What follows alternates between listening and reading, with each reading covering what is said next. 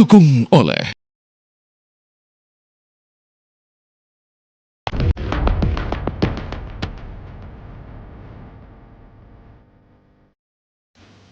debat pamungkas yang diprediksi berlangsung panas justru adem ayem dan nyaris tanpa diwarnai perdebatan.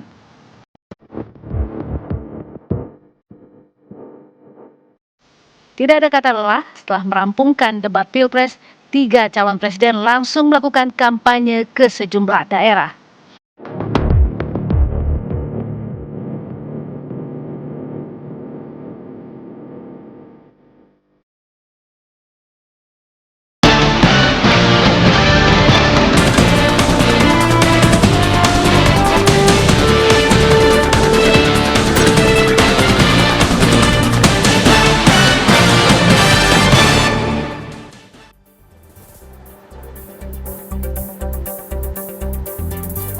Pemirsa selamat siang, Kabar Pemilu kembali hadir menemani Anda selama 1 jam ke depan dengan kabar seputar pemilu 2024. Bersama saya Gina Vita, inilah kabar pemilu selengkapnya untuk Anda.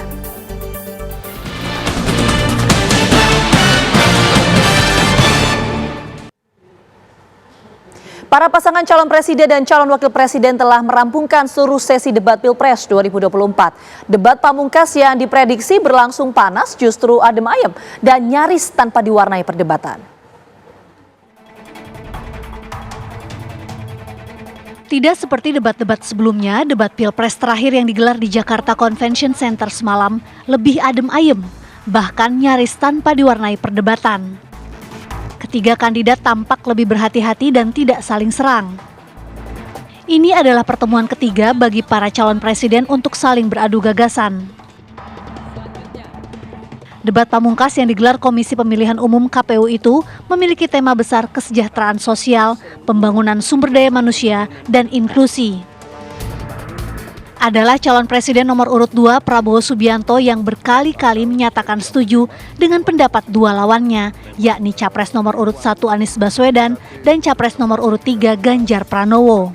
Saya kira kedua respons itu masuk akal, saya bisa menerima dua respons itu.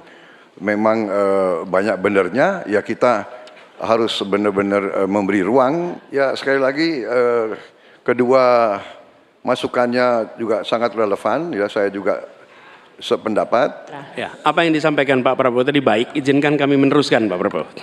Kedua masukannya juga sangat relevan, ya saya juga sependapat. Saya kok ya harus mengakui juga bahwa saya banyak sependapat dengan dua. Berarti apa ya, keberpihakan kita kepada kaum pekerja di luar negeri itu sebenarnya sama. Atas masukannya, karena udah banyak setuju ya baik-baik saja.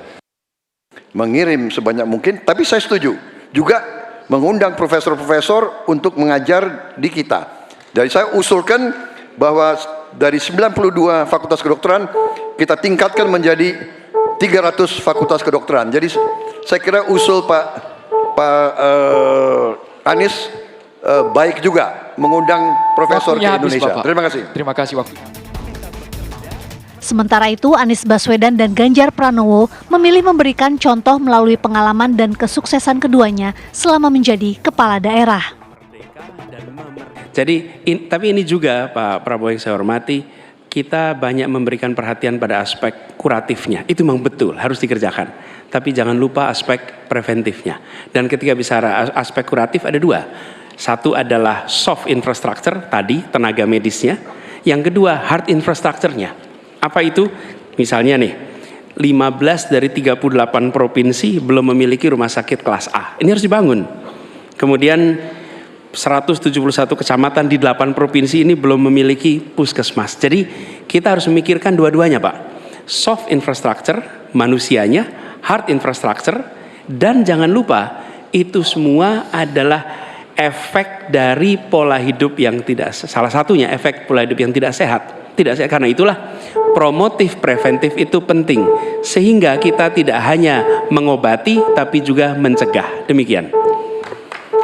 Kalau kita ingin membangun dan basisnya adalah sumber daya manusia, saya kira tidak boleh diingkari bahwa betul pendidikan adalah investasi. Jangan dihitung-hitung sebagai sebuah kos. Maka kalau kemudian saya mau berbagi pengalaman di Jawa Tengah, kenapa saya cari keluarga miskin agar anaknya bisa sekolah langsung kerja. Kami mulai dari SMK karena alhamdulillah kami mampu untuk mengcover itu. Ada SMK Jateng, mereka sekolah 3 tahun dan lulus. Kami ingin tingkatkan ini. Kemana? Ke perguruan tinggi. Agar mereka kemudian bisa jauh lebih baik lagi. Dengan cara itu, ruang-ruang publik kehadiran negara, khususnya dalam bidang pendidikan inilah yang bisa kita berikan kepada mereka. Hari ini yang kita tuju adalah bagaimana kebijakan ini berpihak kepada yang lemah.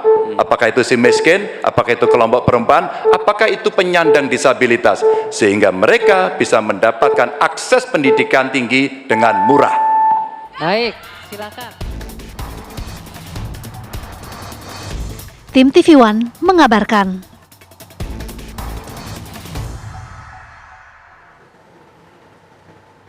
Ada perbedaan pendapat antara calon presiden nomor urut 2 Prabowo Subianto dan calon presiden nomor urut 3 Ganjar Pranowo mengenai penanganan stunting, dan berikut perdebatannya.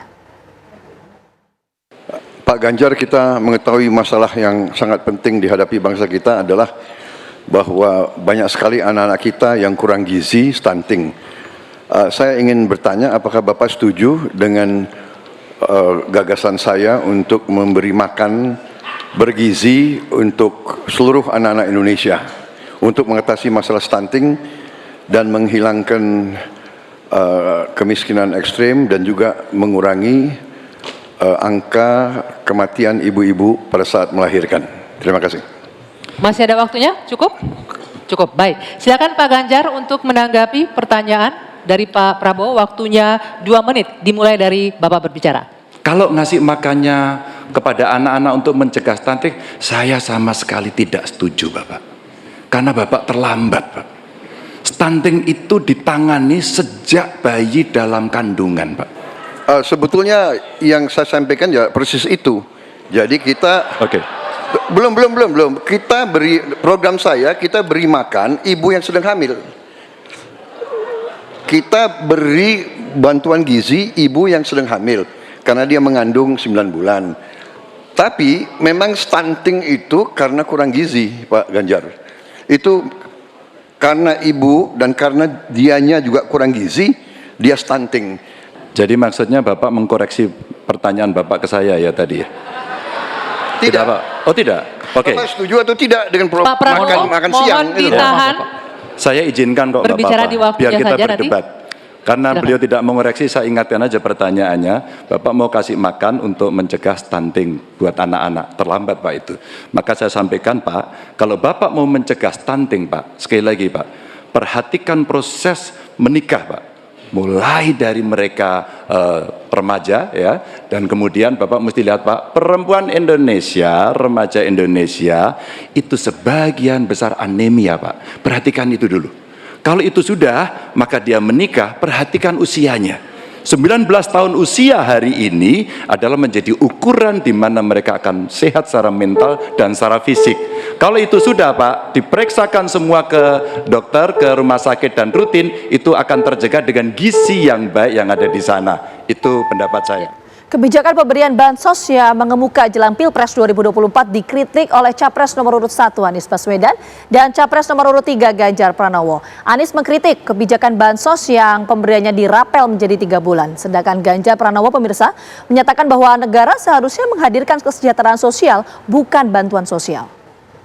Maksud kami nomor urut 3, Bapak Ganjar Pranowo, bertanya ke calon presiden nomor urut 1, Bapak Anies Baswedan. Waktu Pak Ganjar 1 menit dimulai saat Bapak berbicara. Pak Anies, lagi rame kita mau tanya soal bansos. Karena menurut saya bansos ini adalah kewajiban negara dan rakyat berhak mendapatkannya. Tapi kita punya problem.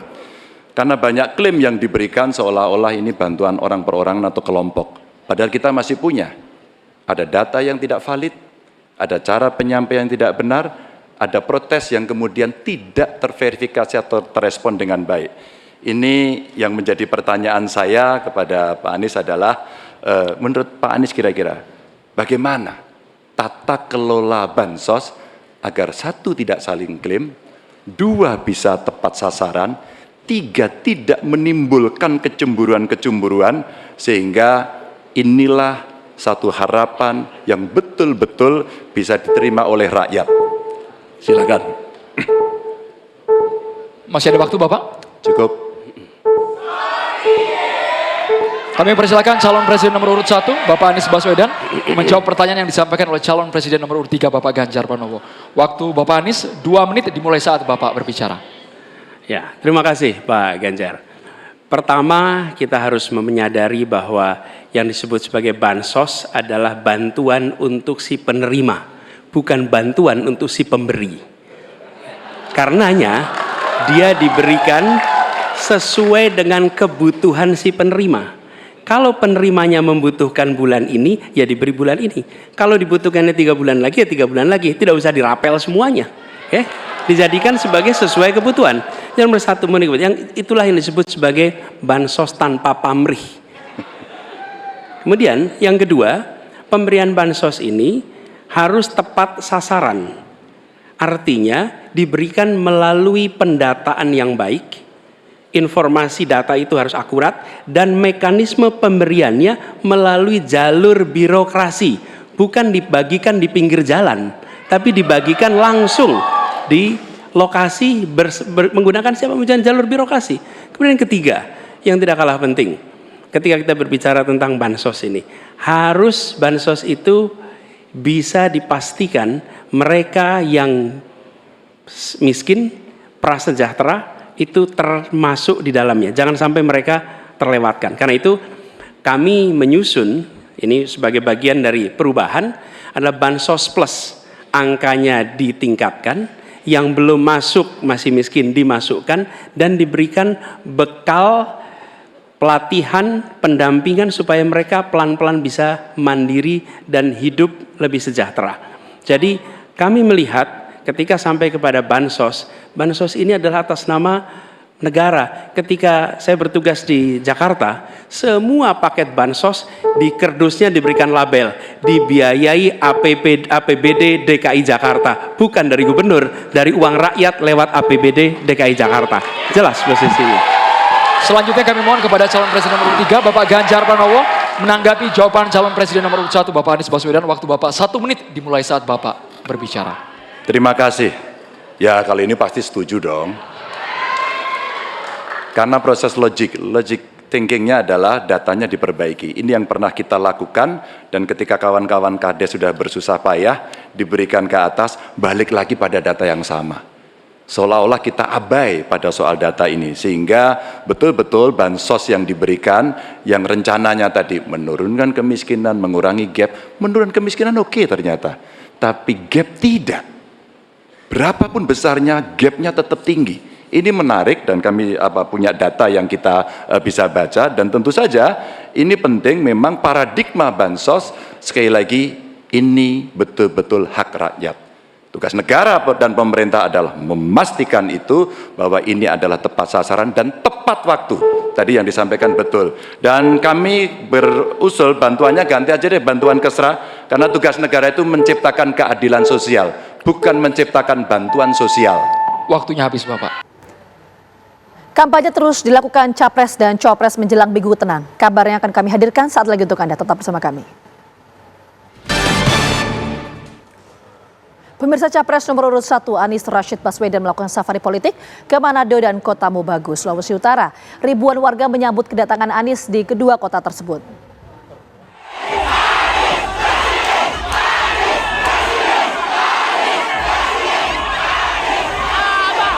Ribuan warga Manado menyambut kedatangan Capres nomor urut 1 Anies Baswedan saat tiba di kantor DPW Nasdem di Sulawesi Utara. Teriakan Anies Presiden terus menggema mengiringi langkah Anies yang menuju ke panggung untuk melaksanakan kegiatan tatap muka dengan warga.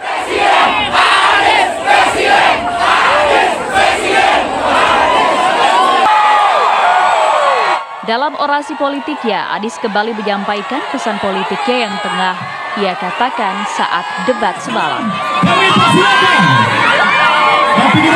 Saya ingin menyampaikan pesan dari Manado yang kami ungkapkan di sini, bahwa kami akan meneruskan apa yang sudah dikerjakan selama ini memberikan perasaan toleransi kepada semua, memberikan perasaan ketenangan, keteduhan pada semua. Persatuan itu dibuat dengan ada rasa keadilan, karena tidak ada ketimpangan yang menghasilkan persatuan. Usai menemui warga dan simpatisan di Manado, Anies kemudian melanjutkan safari politiknya di wilayah Kota Bobagu, Bolang, Mongondo. Ya, perubahan. Ya, selamat sekali lagi kepada calon presiden kita. Kedatangan Anies di lapangan Molino, Kota Bobagu, lagi-lagi disambut meriah oleh ribuan warga. Anies 2024. Dalam kampanyenya, Anies berjanji akan melakukan berbagai perubahan, terutama di bidang pendidikan serta kesejahteraan sosial. Anies juga menjanjikan perubahan terhadap sektor pertambangan, di mana jika ia terpilih akan mempermudah masyarakat untuk mengurus izin pertambangan sehingga tidak ada lagi pertambangan ilegal. Apakah ada yang bayaran di sini? Ini bukan wajah-wajah orang yang bisa dijual belikan harga dirinya. Dari Manado dan Kota Bobagu, Sulawesi Utara, Marwan Dias Aswan, Rifandi Kabaru, TV One mengabarkan. Ini wajah-wajah pejuang yang datangnya bukan mengharap bayaran, tapi datang membawa harap. Sementara itu pemirsa, Capres nomor urut 2 Prabowo Subianto melakukan kampanye akbar di lapangan KONI Sario Kota Manado, Sulawesi Utara pada sore nanti.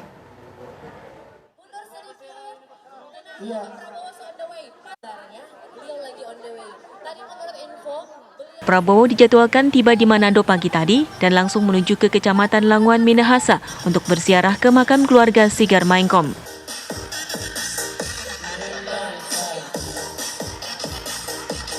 Di Minahasa, Prabowo juga akan meninjau langsung patung Swat, salah satu tokoh misionaris yang menyebarkan Injil pertama di Minahasa. Pukul 14.30, Prabowo dijadwalkan tiba di lokasi kampanye di lapangan KONI Manado.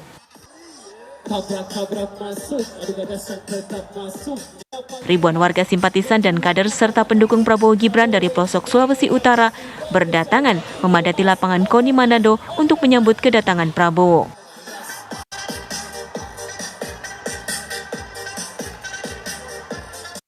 Dari Manado, Sulawesi Utara, Marwan Dias Aswan, TV One mengabarkan. Calon Presiden nomor urut 3 Ganjar Pranowo melakukan kampanye ke wilayah Bekasi, Jawa Barat. Bertemu dengan ratusan pemulung dan ibu-ibu dari bank sampah di rumah pemulihan material Waste Change, Bumi Pala, Vida, Padurenan, Bekasi, Jawa Barat. Kenal sama ini? Siapa namanya? Setelah mengikuti debat capres terakhir tadi malam, pada hari ke-70 kampanye Pilpres 2024, calon presiden nomor urut 3 Ganjar Pranowo menemui ratusan pemulung serta ibu-ibu bank sampah di rumah pemulihan material Waste for Change ini. Satu RW itu harus ada satu bank sampah. Jadi ratusan orang hadir dalam diskusi mengenai persampahan di Indonesia. Setelah diskusi, Ganjar melihat proses daur ulang sampah yang dilakukan di rumah pemulihan material untuk mengetahui bagaimana sampah dapat dikelola secara bertanggung jawab. Perusahaan Waste for Change yang bergerak di bidang pengelolaan sampah ini berharap mendapat masukan dari Capres nomor urut 3 mengenai gagasan pemahaman serta apa yang menjadi tantangan tata kelola sampah di Indonesia. Dari Bekasi, Jawa Barat, Kurnia Dwi Hapsari, TV One mengabarkan.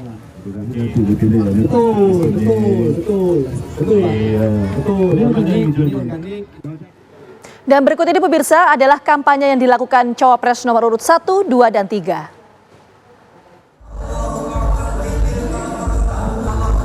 Kedatangan Muhaimin Iskandar di Gedung Serbaguna Ikatan Persaudaraan Haji Indonesia, Kabupaten Sragen, Jawa Tengah, disambut ratusan warga. Caimin hadir dalam acara Istighosah Kubro, doa dan zikir bersama ulama, relawan, dan warga. Dalam acara tersebut, Muhaimin menegaskan jika pasangan Amin hanya berutang kepada rakyat dan bukan kepada oligarki. Ya alhamdulillah kita tidak punya ikatan sama sekali dengan pihak-pihak manapun. Karena kami punya pengalaman panjang ya. Dari berbagai koalisi, dari berbagai capres yang kami dukung berbagai pemilu. Saya sudah 5 kali ikut pemilu ya. Insya Allah lah kita Amin ini bertekad hanya mengabdi pada satu, yaitu rakyat. Muhaimin juga mengajak semua pendukungnya bekerja keras di sisa masa kampanye hingga hari pencoblosan pada 14 Februari mendatang untuk memenangkan pasangan Amin dalam Pilpres. Dari Sragen, Jawa Tengah, Berita Zega, Ziko Fernando, TV One mengabarkan.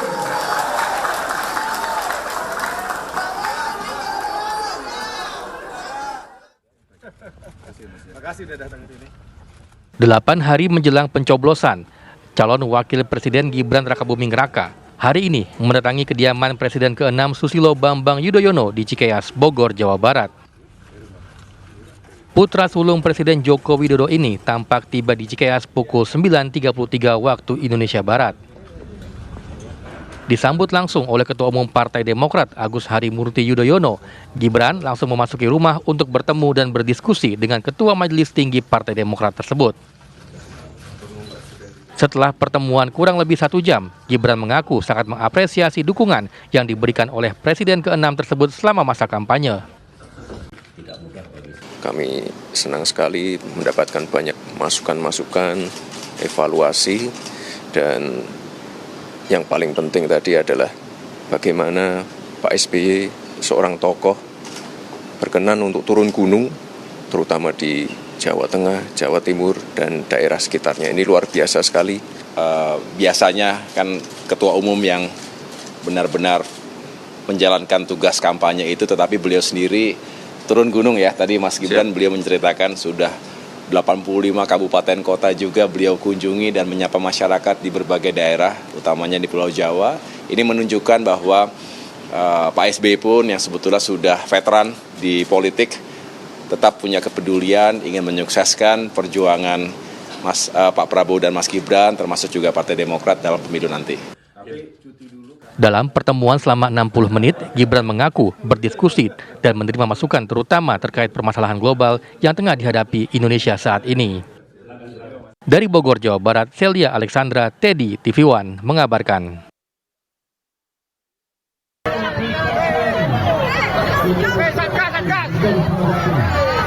Pasca pengunduran dirinya sebagai Menko Polhukam, calon Wakil Presiden nomor urut 3 Mahfud MD langsung tancap gas untuk berkampanye. Senin pagi, Mahfud hadir dalam Rembuk Rakyat yang dihadiri ribuan simpatisannya di Stadion Untung Suropati, Kota Pasuruan, Jawa Timur. Di hadapan ribuan simpatisan partai pendukung, Mahfud MD berjanji apabila terpilih bersama Ganjar Pranowo menjadi presiden dan wakil presiden, berjanji akan mensejahterakan kaum ibu-ibu agar setara dengan lelaki. Selain itu, Mahfud MD berjanji untuk bantuan sosial agar tepat sasaran. Seharusnya diserahkan langsung kepada kepala desa setempat dan jangan membagikan bansos di pinggir jalan. Tentu kita harus bermartabat di dunia internasional. Harusnya tidak mendapat karena dia menjadi pegawai, dibawa ke rumahnya sendiri bansosnya. Ada bansos yang dibagi di pinggir jalan, itu tidak boleh. Karena kalau bagi bansos itu dilihat KTP-nya apa benar kamu miskin apa enggak. Kalau setiap orang lewat bawa sepeda motor dikasih bansos itu tak berhak atas bansos. Nah ini semua nanti kami akan membuat KTP Sakti. Tahu KTP Sakti? KTP Sakti itu akan mencatat secara elektronik.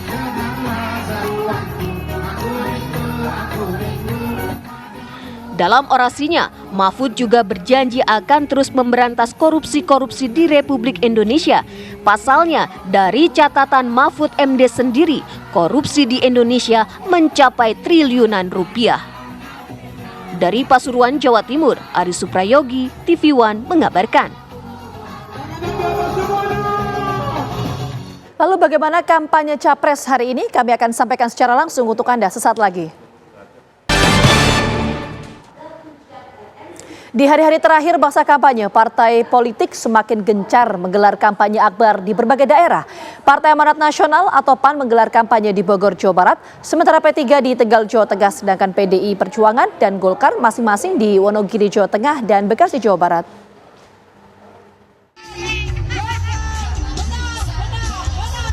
Kampanye akbar Partai Golkar tingkat Provinsi Jawa Barat digelar di lapangan Mini Cikarang, Bekasi, Jawa Barat, Minggu siang.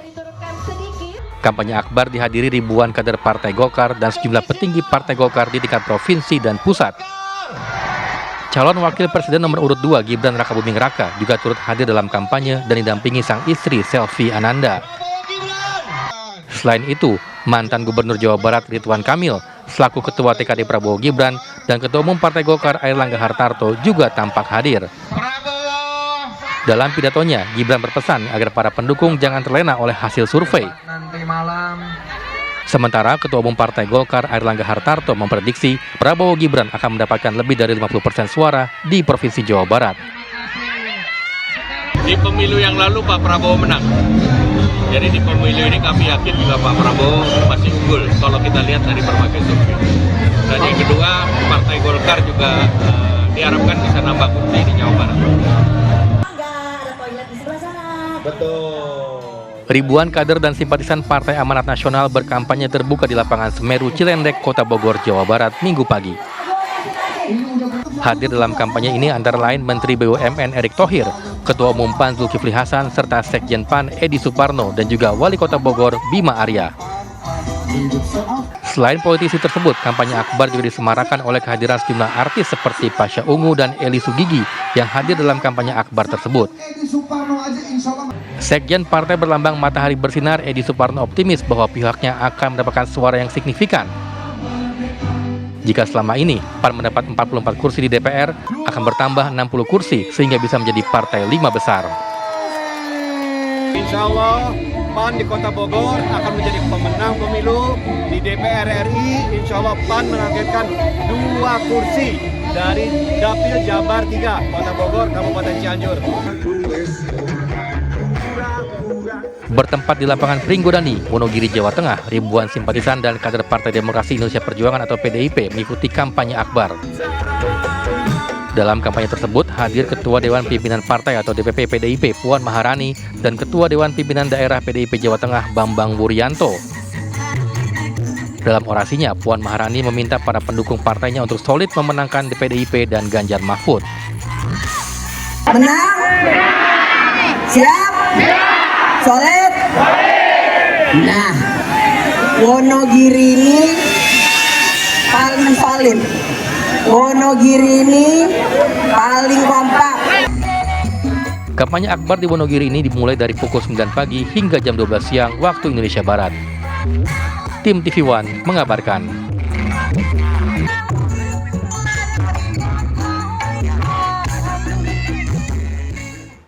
Pasca debat kelima tadi malam, pemirsa, 3 capres pemilu 2024 langsung tancap gas melanjutkan kampanye untuk mendapatkan dukungan suara di tanggal 14 Februari esok. Apa agenda kampanye mereka hari ini?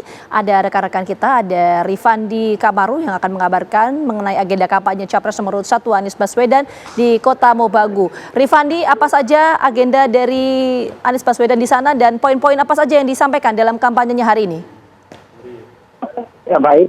Ini saya akan melaporkan di mana hari ini Senin tanggal 5 Februari, di mana calon presiden nomor urut 1 Anies Baswedan menggelar kampanye terbuka di lapangan Molino, Kota Mobagu.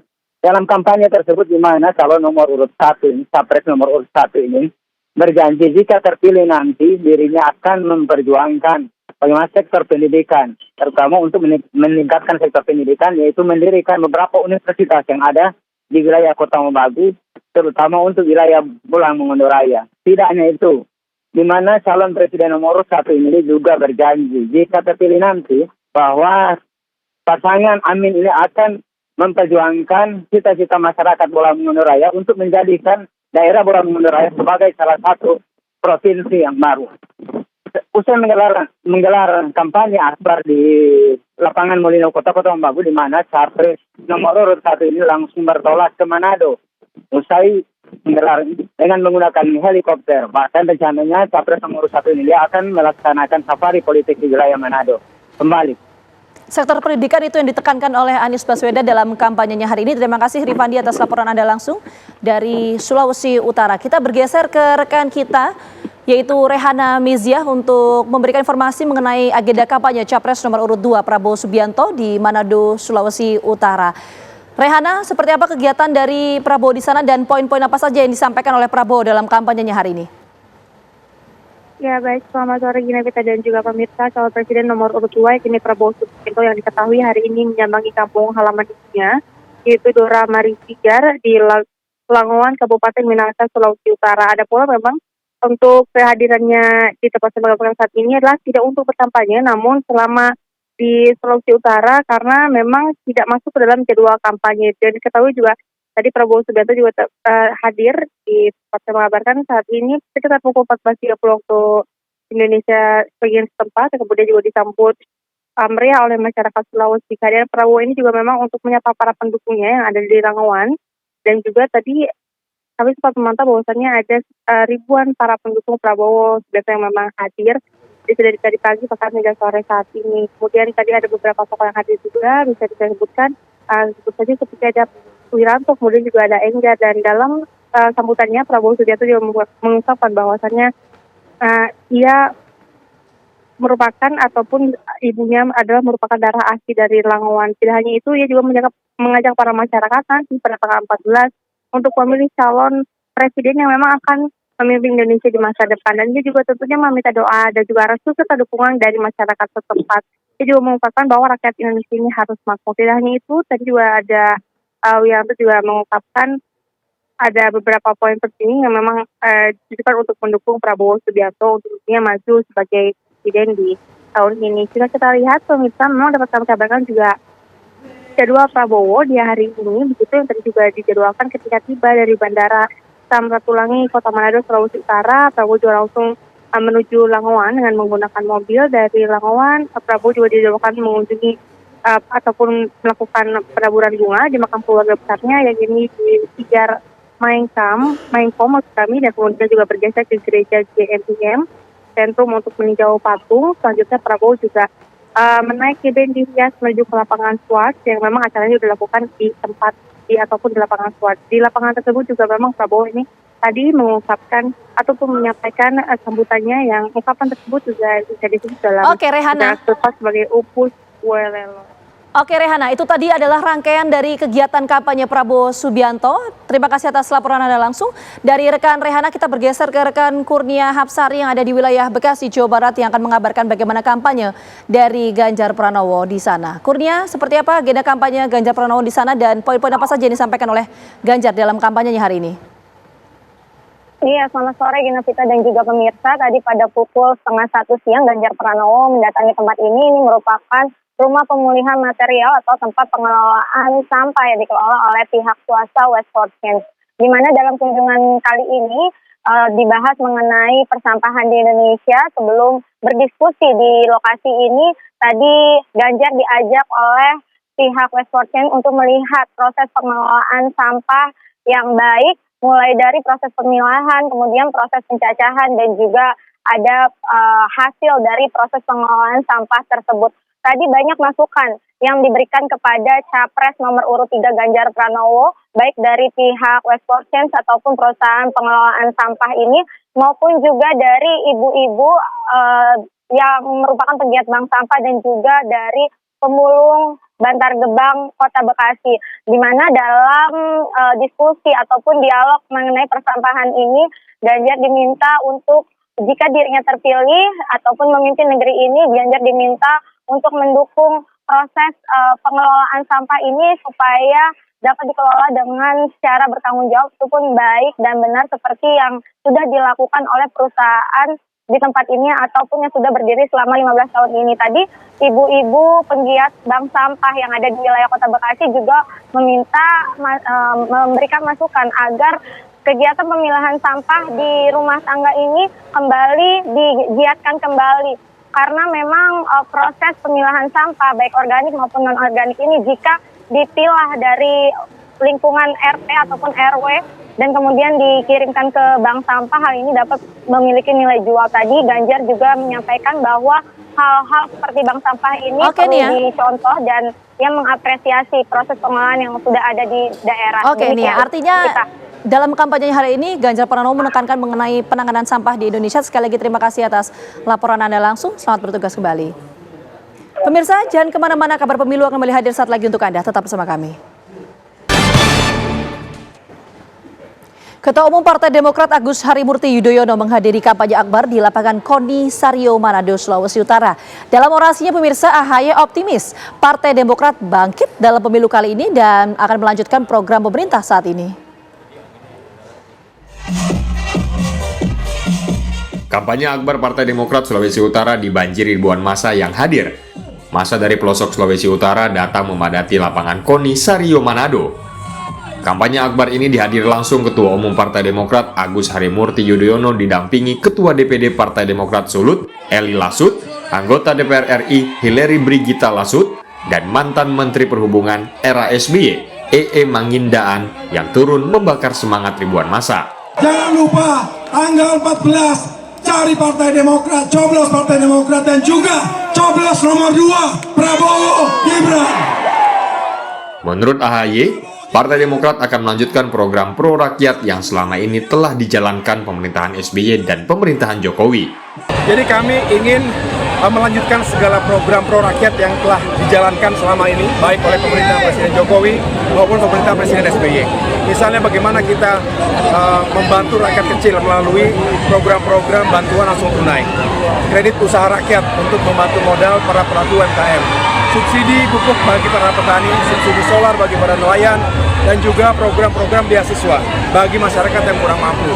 Dan masih banyak lainnya seperti bantuan kesehatan, pelayanan kesehatan, bantuan kepada lansia, disabilitas, dan juga yang tertimpa bencana. Saya berpesan tentunya kepada para pimpinan dan kader terbaik kita di Sulawesi Utara ini untuk meyakinkan di minggu terakhir ini sebelum pencoblosan suara kita bisa mengamankan suara kita dan sukses besar di pemilu nanti. Saya dari tempat ini, kalau ada warga masyarakat di Jakarta atau teman-teman Pak Prabowo atau bahkan kalau Pak Prabowo nonton, saya ingin mengajak dan mengundang dengan resmi Pak Prabowo Subianto untuk memastikan kedatangannya ke Sulawesi Utara karena masyarakat Sulut sudah terjamin. Orang bukan cuma uji coba tadi, orang bukan cuma tes ombak, tapi orang bisa membuktikan bahwa masyarakat Sulut sangat antusias. Partai Demokrat menargetkan kursi di DPRD Provinsi, Kabupaten Kota, dan DPR RI yang menantinya akan betul-betul mengawal kepentingan rakyat. Dari Manado, Sulawesi Utara, tim TV One mengabarkan. Kabar pemilu akan kembali hadir saat lagi untuk Anda dengan beragam informasi menarik lainnya. Tetap bersama kami, pemirsa. Dukungan terhadap pasangan Capres-Cawapres terus digaungkan. Para pendukung mengklaim bahwa pasangan yang didukungnya mampu membawa Indonesia ke arah yang lebih baik.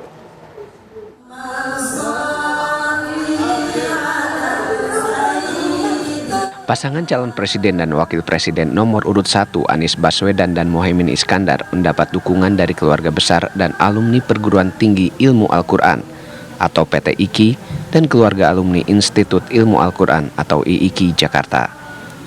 Deklarasi dukungan ini dilakukan di DPP PKB dan dihadiri langsung oleh Mohaimin Iskandar. Perwakilan PT IKI menilai rakyat membutuhkan perubahan untuk masa depan Indonesia dan pasangan Anies Mohaimin dapat membawa perubahan untuk Indonesia.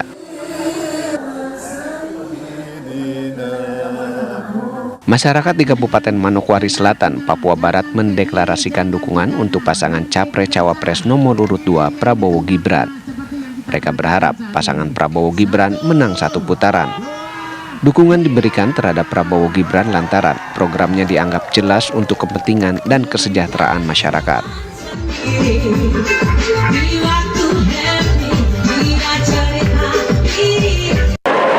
PLT Ketua Umum Partai Persatuan Pembangunan P3 Muhammad Mardiono ikut menghadiri kampanye akbar harapan jutaan atau hajatan rakyat. Kegiatan yang dihadiri ratusan ribu sukarelawan dan masyarakat memberikan semangat dan dukungan yang besar pada pasangan calon presiden dan wakil presiden Ganjar Mahfud MD. PLT Ketua Umum P3 juga mengapresiasi Cawapres Mahfud MD yang telah memutuskan untuk mundur dari jabatannya sebagai Menko Polhukam. Tim TV One mengabarkan.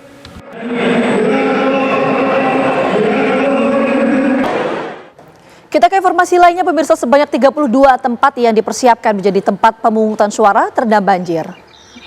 Ke-32 tempat pemungutan suara atau TPS yang masih terendam banjir tersebut berada di Kecamatan Berbak, Tanjung Jabung, Timur Jambi. Masih meluapnya Sungai Batanghari membuat banjir masih menggenangi daerah pesisir timur laut Sumatera dalam wilayah Jambi tersebut. Pihak Panitia Pemilihan Kecamatan atau PPK sudah melaporkan dan meminta pihak KPU Kabupaten untuk segera merealisasikan pemindahan TPS di daerah-daerah rawan banjir tersebut. Sementara itu pemirsa, pihak KPU Kabupaten Tanjung Jabung Timur menyatakan bahwa telah merealisasikan pemindahan TPS yang dalam kondisi banjir ke tempat yang lebih aman.